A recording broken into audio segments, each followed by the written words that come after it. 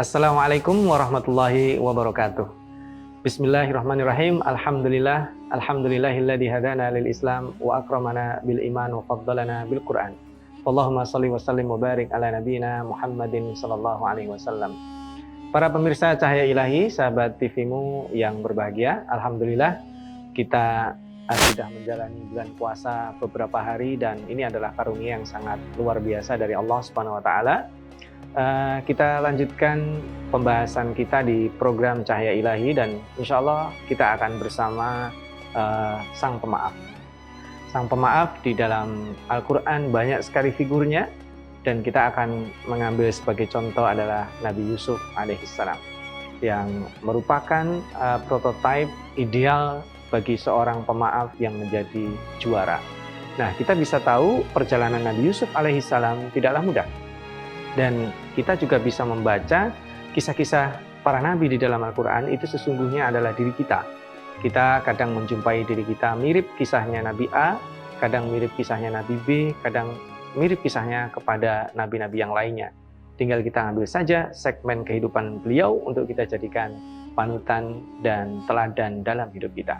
Bagaimana Nabi Yusuf alaihissalam menjadi seorang pemenang adalah ketika beliau menjadi seorang pemaaf. Mari kita lihat bagaimana Allah menuturkan konsistensi pribadi Nabi Yusuf alaihissalam. Ketika di dalam perjumpaan Nabi Yusuf dengan para pelaku kriminal atau orang-orang yang divonis masuk penjara, lalu Nabi Yusuf dianggap sebagai orang yang bisa mendapatkan menjadi penaungan mereka, maka mereka mengatakan inna naraka minal muhsinin. Itu pertanda mereka punya harapan kepada Nabi Yusuf karena Nabi Yusuf disebut sebagai muhsinin, orang yang baik. Kemudian ketika sahabat mereka atau saudara Nabi Yusuf, saudara Nabi Yusuf alaihissalam yang pada waktu itu tidak tahu siapa profil Nabi Yusuf, ketika membawa adik kandung Nabi Yusuf dan dalam tanda kutip direkayasa supaya tertinggal di istana atas titah Nabi Yusuf alaihissalam, dan itu membuat mereka sedih karena tentu akan dimintai pertanggungjawabkan oleh ayahnya.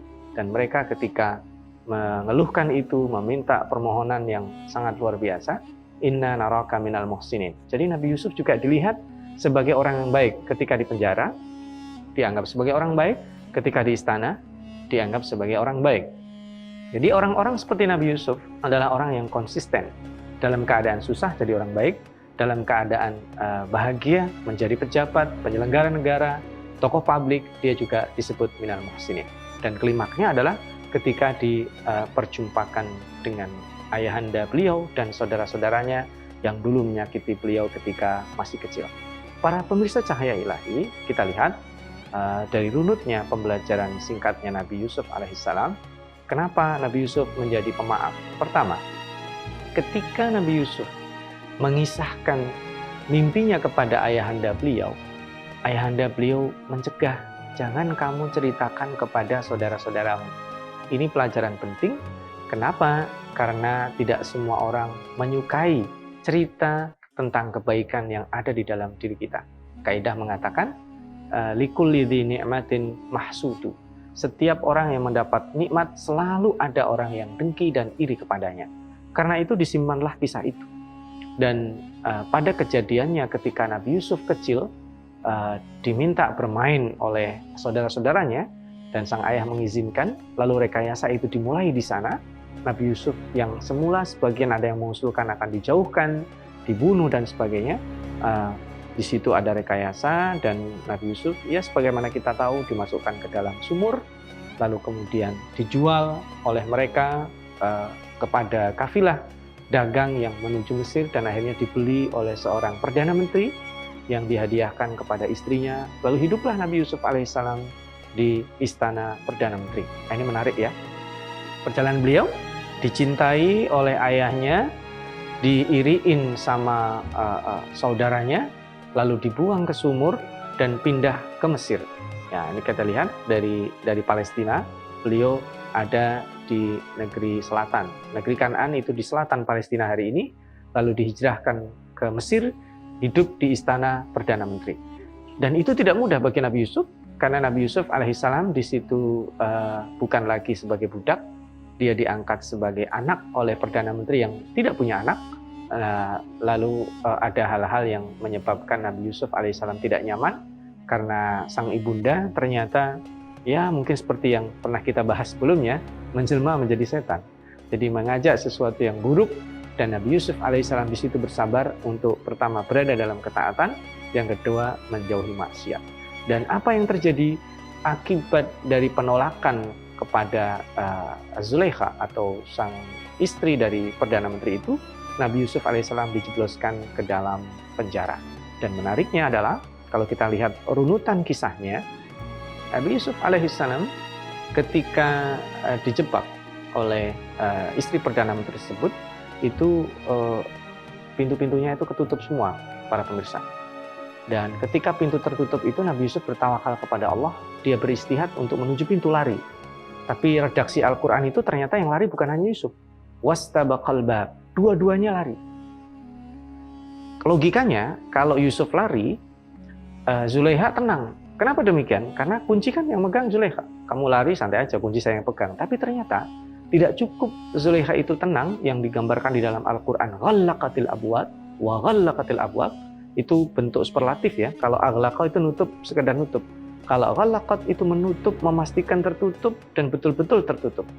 Tapi ternyata Allah menolong Nabi Yusuf. Begitu dia sampai di depan pintu, suami Zulaikha sudah ada di sana. Nah, suami Zulaikha yang ada di sana, kemudian apa yang terjadi? Zulaikha mengajukan klaim pertamanya, ma jaza'u man arada bi ahlika su'an illa ayyusjana au adzabun alim. Apa ganjaran dan balasan orang yang menginginkan keburukan kepada keluargamu? Sehingga Nabi Yusuf alaihissalam di situ akhirnya dia membela diri, dan begitulah Nabi Yusuf, dia memaafkan, bukan berarti kemudian ketika dituduh dia tidak membela. Kewajiban kita ketika kita difitnah, ketika kita dituduh dan kita tidak bersalah, maka kita wajib membela diri. Dan itu bukti bahwa seorang pemaaf bukan orang yang bisa ditindas, membiarkan dirinya tertindas. Nabi Yusuf kemudian tidak membiarkan dirinya menjadi fitnah. Nabi Yusuf perlahan dia memaafkan, tetapi dia mencari jalan untuk membela diri. Cara membela dirinya adalah Nabi Yusuf alaihissalam kemudian dibuktikan oleh saksi ahli tidak bersalah. Maka Nabi Yusuf alaihissalam dibebaskan itu. Tapi yang menarik adalah pernyataan dari sang suami atau sang Perdana Menteri. Yusuf, a'rid an hadza. Kamu diam aja ya, jangan ngomong-ngomong. Ini aib di antara kita. Dan seperti itulah yang terjadi keluarga bangsawan ketika melakukan kesalahan, dia ingin tutup rapat-rapat. Tapi apa yang terjadi? Istana ini dinding-dindingnya betul rapat, tetapi telinganya ada di mana-mana. Akibatnya apa? Jangan kemana-mana dulu. Para pemirsa Cahaya Ilahi, kita break sejenak dan nanti kita lanjutkan kisah.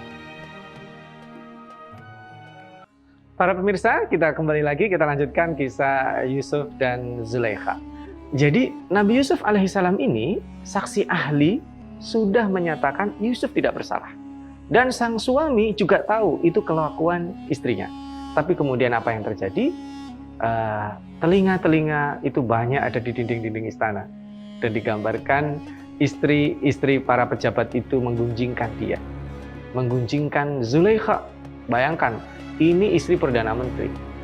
Tentu tidak nyaman. Karena dia digunjingkannya itu adalah, masa istri Perdana Menteri itu naksirnya sama budaknya. Sudah seburuk itukah selera istri Perdana Menteri? Dan itulah yang membuat Zulaikha meradang dan marah. Akhirnya apa? Zulaikha mengundang istri-istri menteri dan para pejabat itu. Ya kalau di kita istilahnya adalah mungkin Dharma Wanita Persatuan, kira-kira gitu. Itu istri para pejabat itu dikumpulkan dan kemudian dibuat hidangan. Wa'atadat lahunna muttaka. Hidangan itu hidangan yang di sana ada makanan yang disuguhkan buah-buahan, diberikan buah-buahan dan diberikan pisau. Kemudian pada saat mereka mengupas buah, itu dikatakan di dalam beberapa tafsir disebut dengan utrujah. Utrujah itu buah jeruk yang paling bagus. Ketika dikupas itulah Zulaikha meminta Yusuf alaihissalam, Yusuf, wa qalat ikhruj alaihinna. Yusuf, coba kamu keluar keluarlah, bawalah makanan itu kepadaku. Jadi Yusuf membawa buah-buahan kepada Zulaikha. Dan ketika Yusuf melewati mereka, jadi ini begini para pemirsa, supaya kelihatan kisah ini hidup, ketika kita membaca itu, kita coba visualisasikan posisi Yusuf di mana. Kalau saya boleh membayangkan, hidangan-hidangan itu, namanya istri pejabat, zaman sekarang itu adalah round table. Kita bayangin ya, di round table, istri pejabat, para menteri, mungkin wamennya, dari istri-istri wamen di situ, Yusuf keluar dari belakang. Ketika Yusuf keluar dari belakang itu, maka apa yang terjadi? Waqatta'na aydiyahun. Jadi tangannya itu dilukai. Dan ketika dilukai itu, mereka bertakbir tentu bukan takbirnya kita ya, karena itu menggambarkan betapa mereka terkesimanya melihat Yusuf. Dan disitulah kemenangan. Zulaikha mengatakan, ente kemarin ngeledekin saya, ini baru melihat beberapa detik, beberapa menit aja, tangan jari-jari aja mau putus. Ini saya nih seharian pagi siang sore bersama Yusuf, ini leher masih utuh, ibaratnya gitu. Jadi artinya ini yang menjadi bahaya ketika kesalahan dirasionalisasi. Dan akhirnya mereka mengatakan, loh kalau yang kayak gini mas saya juga lewat. Jadi istilahnya mereka itu kemudian membenarkan apa yang dilakukan Zulaikha. Lah kalau kayak gini orangnya gantengnya kayak gini saya juga lewat. Tapi itu yang membuat Nabi Yusuf sedih. Dan dia mengatakan, Rabbis sijnu ahabbu ilayya. Tuhanku, saya lebih menyukai penjara daripada apa yang mereka inginkan. Dan singkat cerita Nabi Yusuf masuk penjara. Dan di dalam penjara itu dia ketemu dengan 2 tahanan politik lainnya. Sebagaimana kita tahu kisahnya, silahkan dibaca sendiri. Singkat cerita kemudian dia di penjara mengubah orang-orang yang ada di sana. Orang-orang kriminal, orang-orang yang tadi dianggap sampah masyarakat, dianggap mengganggu masyarakat, itu diubah pola dan mindsetnya. Karena Nabi Yusuf alaihissalam tahu yang memasukkan dia ke dalam penjara adalah orang yang mencintainya. Dan kelebihan Nabi Yusuf adalah diberikan Allah ta'wilul ahadis. Beliau bisa mengetahui peristiwa. Bukan hanya ta'wilul ahlam. Di dalam Al-Quran tidak disebut pentakwil mimpi, tapi mentakwilkan peristiwa. Nabi Yusuf tahu, maka ketika dia baru masuk ke penjara itu dia katakan, insya Allah nanti sore kita akan pesta, makan nasi kebuli kalau bahasa kita gitu. Dan para orang-orang yang di penjara itu tentu kaget, ini siapa sih belagu amat baru masuk penjara udah ngasih begitu. Dan betul, sore itu mereka pesta. Kenapa? Karena yang memasukkan penjara adalah orang yang mencintainya. Maka dikirimlah itu makanan-makanan. Dan sejak saat itu Nabi Yusuf menjadi idola di sana, sehingga menjadi konsultan apa saja, termasuk 2 tahanan politik ini. Dan kita tahu akhirnya mereka satu dibebaskan, bekerja lagi, dan yang satu dihukum mati. Nah, kepada yang dibebaskan itu dikatakan, nanti kalau kamu dibebaskan, kamu ceritakan kepada tuanmu bahwa aku nggak salah. Salahku apa? Saksi ahli menyatakan bebas. Kemudian saya masuk penjara tanpa vonis, tanpa pengadilan, tanpa didampingi lawyer, itu bahasa sekarang. Tapi akhirnya Nabi Yusuf bertahun-tahun tetap mengendap di dalam penjara. Dan apa yang terjadi, Nabi Yusuf alaihissalam bukan hanya setahun 2 tahun. Bid'a sinin, itu nyaris 9 tahun. Nyaris 9 tahun berada di dalam penjara tanpa ditinjau kembali, diberikan remisi lebaran dan seterusnya, tidak ada. Dan akhirnya apa? Terjadilah yang kita tahu, sang raja bermimpi. Tidak ada satupun pentakwil mimpi yang sanggup mentakwilkan mimpinya. Mimpinya apa? Ada sapi gemuk, 7 sapi gemuk, ya, kemudian dimakan 7 sapi kurus, ya, dan ada 7 bulir gandum yang ranum, hijau, siap untuk dipanen, dan 7 bulir gandum yang kering. Tidak ada yang mengatakan, dan semuanya mengatakan, nah itu adghathu ahlam, itu hanya bunga tidur saja. Tapi kemudian orang yang tadi dibebaskan segera ingat, oh saya punya teman bahwa dulu bisa mentakwil mimpi itu, dan akhirnya dia kembali kepada Yusuf. Nah di sini, ketika Nabi Yusuf mentakwilkan mimpinya dan langsung memberikan cara berinteraksi dengan menghadapi masalah yang akan dihadapi bangsa Mesir pada waktu itu, yaitu krisis pangan. Kemudian beliau sampaikan kepada raja, dipanggil oleh raja. Tapi Yusuf fokus kepada nama baiknya. Nah, ketika Nabi Yusuf diminta untuk ke istana, diberikan tawaran sebagai penasihat raja, Nabi Yusuf justru mengatakan, irji' ila rabbik, kamu pulang kepada tuanmu, fas'alhu ma balun niswatil lati qatta'na aydiyahum. Coba kamu minta tuanmu itu menanyakan itu anggota Dharma wanita dulu yang ngiris-ngiris tangannya itu, coba minta keterangan mereka, saksi mereka bahwa saya nggak bersalah. Dan singkat cerita akhirnya sang raja mengumpulkan kepada mereka semua, termasuk Zulekha, dan kemudian wal ana hasfasal haq ana rawatuhu an nafsi. Zulekha mengaku, karena pada waktu itu dia sudah tidak menjadi istri Perdana Menteri, dia mengaku bahwa akulah yang bersalah, dan Nabi Yusuf dibebaskan, nama baiknya dipulihkan, kemudian beliau menolak menjadi penasihat raja. Tapi jabatan apakah yang akan diambil Nabi Yusuf? Jangan kemana-mana. Insya Allah kita akan lanjutkan setelah jeda yang berikut ini.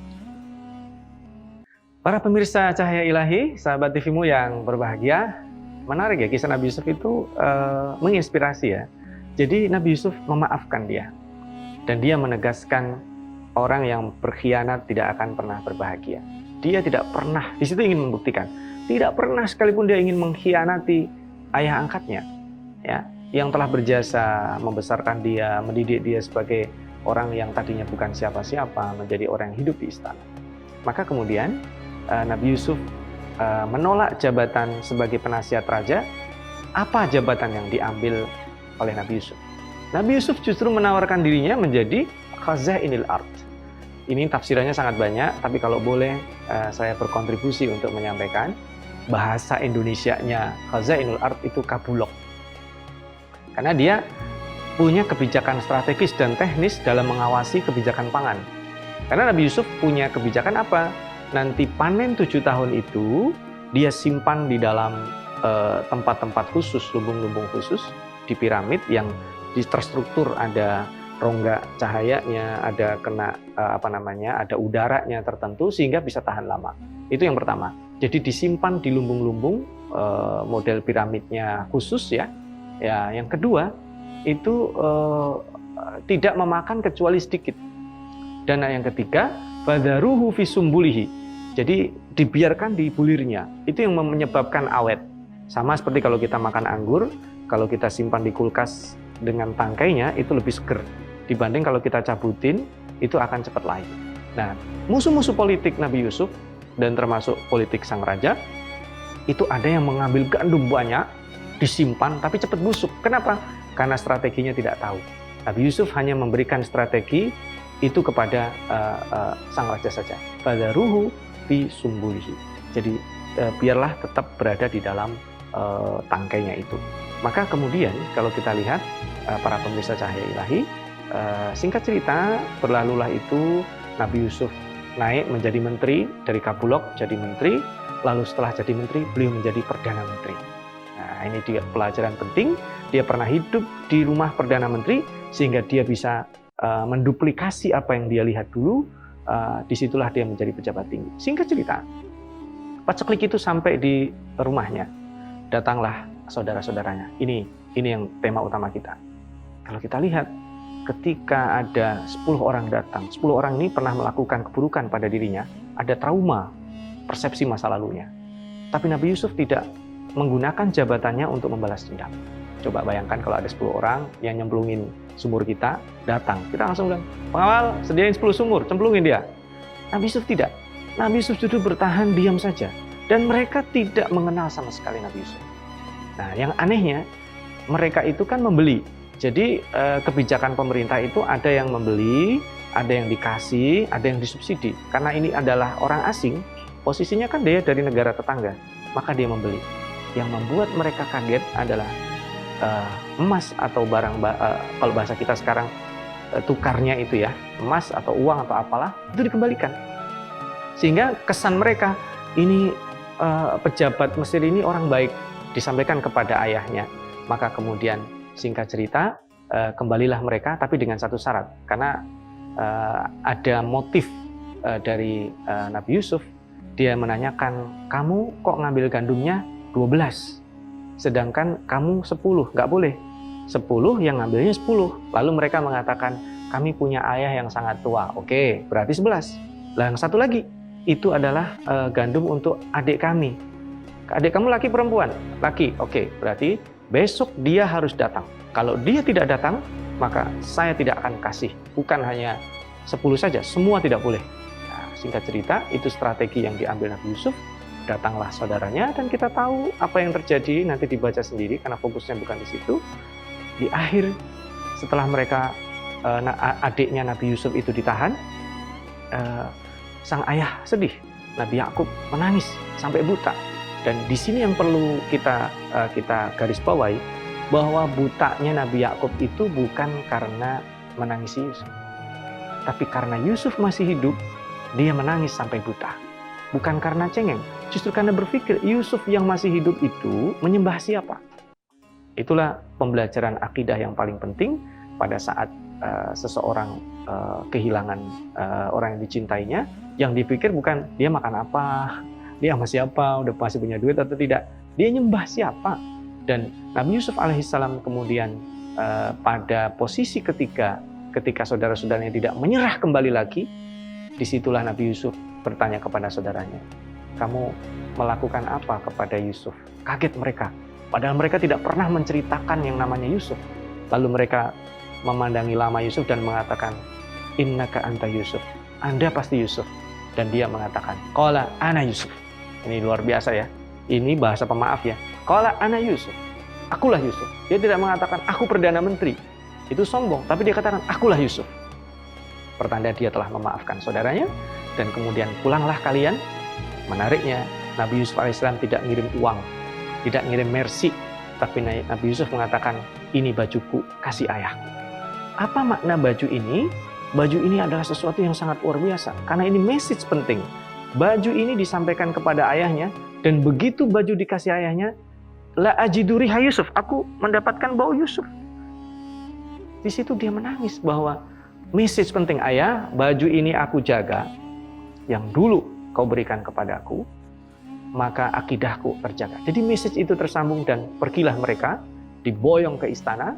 Pada saat ke istana itulah di ayat ke-100 surat Yusuf sebagai pembelajaran penting bahwa Nabi Yusuf memaafkan mereka. Apa kata Nabi Yusuf? Nabi Yusuf mengatakan, Allah Subhanahu wa taala adalah zat yang maha latif, maha lembut, wa qad ahsana bi, yang sudah berbuat baik kepadaku, idz akhrajani minas sijn, yang telah mengeluarkanku dari penjara. Coba lihat di garis bawahi.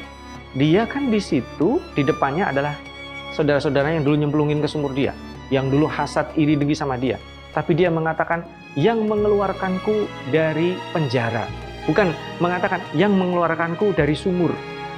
Karena bagi dia sudah memaafkan. Dan seorang pemaaf tidak pernah kemudian mengungkit kesalahan masa lalu, apalagi ini adalah saudaranya. Dan kalau seandainya Zulaikha pun ada di situ, dia tidak akan mengatakan itu.